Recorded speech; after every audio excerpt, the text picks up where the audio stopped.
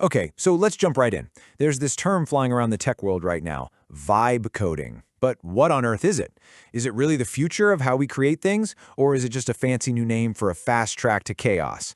Well, that's exactly what we're going to unpack today. I mean, you can't ignore the hype. Forbes dropped this quote, calling it the closest we've come to designing software at the speed of thought. Now, that is a massive claim. It paints this picture of a world where you just think of an idea, and poof, the code appears. But let's get real for a second. For every amazing success story, you hear these whispers about projects that are just a total mess, buggy, impossible to maintain. And that brings us to the big question, right? What happens when that vibe is off? Let's break it all down. So to really get why vibe coding is even a thing, we gotta look at what it's trying to fix. The old way of doing things. Let's be honest, building software has traditionally been a bit of a grind. It can be painfully slow, super expensive, and just ridiculously complex. All that friction, all that tedious work, it created this huge hunger for something faster, something more intuitive, and frankly, something more fun. So with that in mind, what is this new approach, really? Let's get a proper definition. At its core, vibe coding is all about a partnership. Think of it like a conversation. It's this back and forth where a developer's idea gets translated by an AI into actual working code. The whole point is to make it feel less like you're barking commands at a computer and more like a creative jam session. Now here's what's so interesting. It's not just about having a chatbot that writes code. Vibe coding is this whole philosophy, and it stands on 3 pillars. First, getting into that deep flow state of focus. Second, using plain English as your main tool. And third, working in an environment where the tools are built from day one to work with AI, almost like they know what you need next. And to achieve that vibe, well, you need a whole new set of tools. The modern coder's toolkit looks a little different these days. First off, the code editors themselves. And we're not talking about your old software with a few plugins bolted on. No. These are AI-first platforms like Cursor and Replit, built from the ground up to work seamlessly with AI. Then, you gotta protect that precious flow state. That's where Focus apps come in. Tools like Freedom literally build a digital fortress around you, blocking all the distracting websites and notifications, so you can stay completely locked in.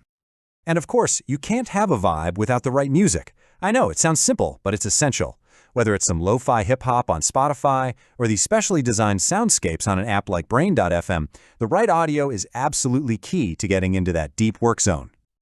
Okay, so we've got the philosophy, we've got the tools, but what does it actually look like to work this way day to day? This is where we need to do a little reality check. So the myth, the marketing dream, is you just say, hey, AI, build me an app, and then you sit back and watch the magic. But the reality? Well, it's more like a dance. It's a constant loop. You prompt the AI, you look at what it spits out, you evaluate it, and then you edit, either by refining your prompt or by jumping in and tweaking the code yourself. The people who are really succeeding with this aren't just winging it. Their workflow is actually super structured. They start with a solid foundation, like a template. They don't start from a blank page. Then they give the AI a really clear set of rules.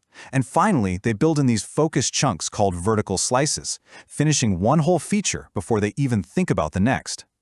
Which brings us to, honestly, the most important part of this whole conversation, the human.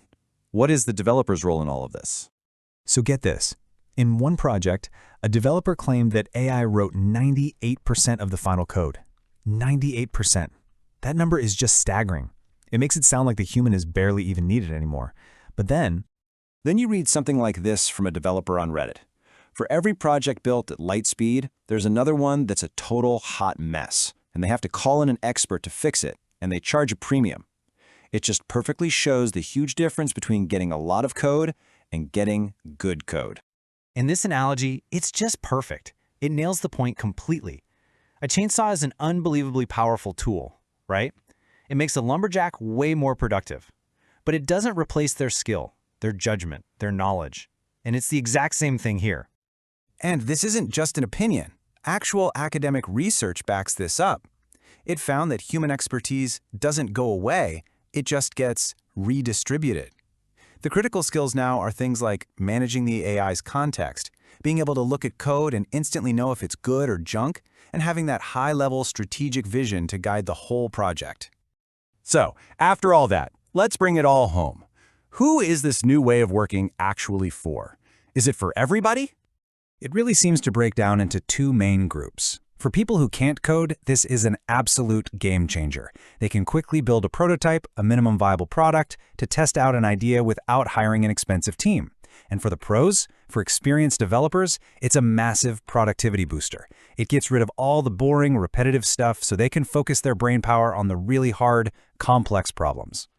Which brings us right back to our original question. Is vibe coding the future, or is it just a highway to a hot mess? It's not a magic wand, that's for sure. It's a powerful new tool, a new way to work. In the right hands, it absolutely can be the future of creation. But without that human expertise and oversight, it can just be a much, much faster way to make a mess. The difference, it seems, isn't in the AI, it's in the person using it.